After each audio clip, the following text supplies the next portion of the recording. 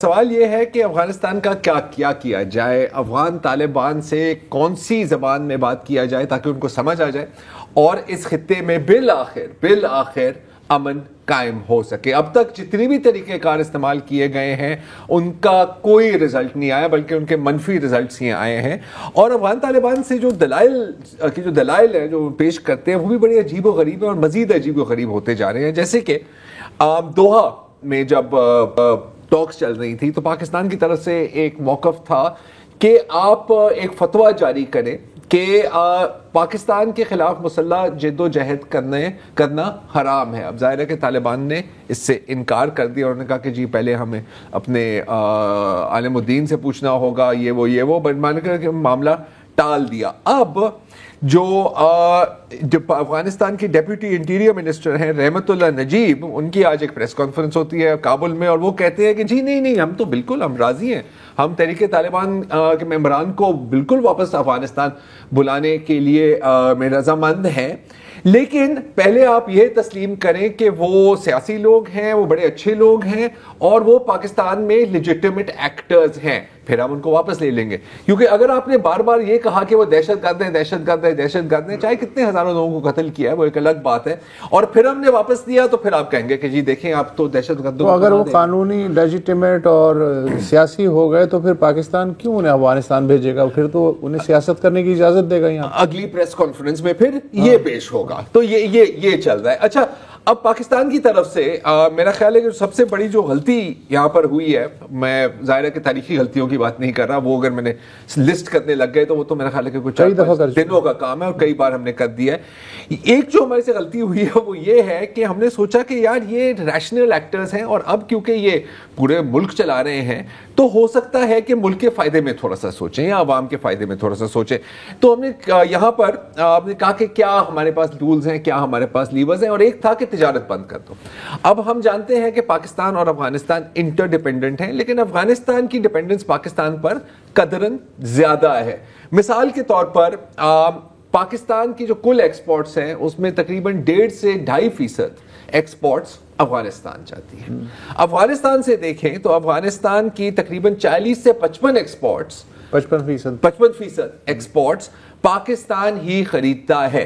دوسری جانب صحیح ہے ہمیں وسطی ایشیا تک پہنچنے کے لیے افغانستان چاہیے، لیکن تو کل ہماری تجارت اتنی ہے وسطی ایشیا کے ساتھ $140 ملین بھی نہیں ہے، مطلب کہ 0.5% آپ کے ٹوٹل ایکسپورٹس کا۔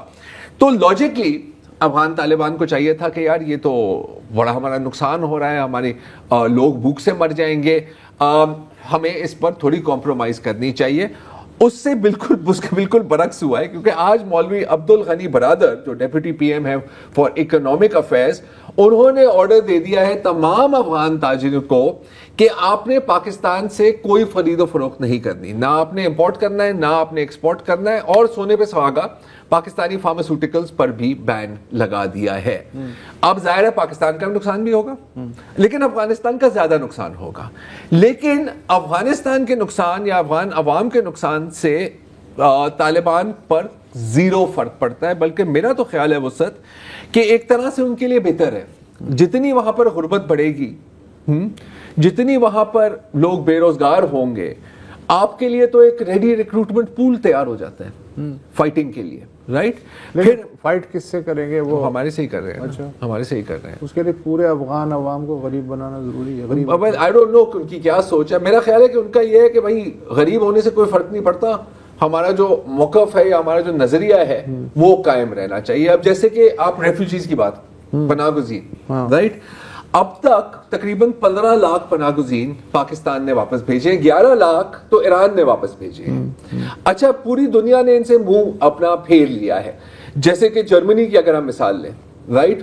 جرمنی میں آپ کو یاد ہوگا کہ کیونکہ نیٹو کا حصہ تھا افغانستان میں جرمن فوج بھی ڈپلوئڈ تھی، تو چانسلر کیا نام تھی Angela miracle chancellor Angela miracle کے جو دور میں انہوں نے کہا کہ یار جو افغان ہیں جنہوں نے ہمارے ساتھ کام کیا تھا یا پھر جو وکلا ہیں، جرنلسٹ ہیں، ہیومن رائٹس ایکٹیوسٹ ہیں وغیرہ، ان کو ہم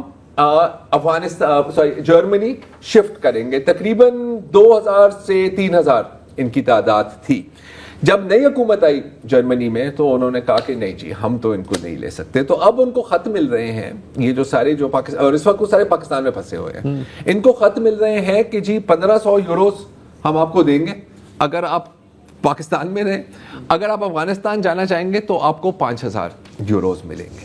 یہ یہاں پہ چل رہا ہے.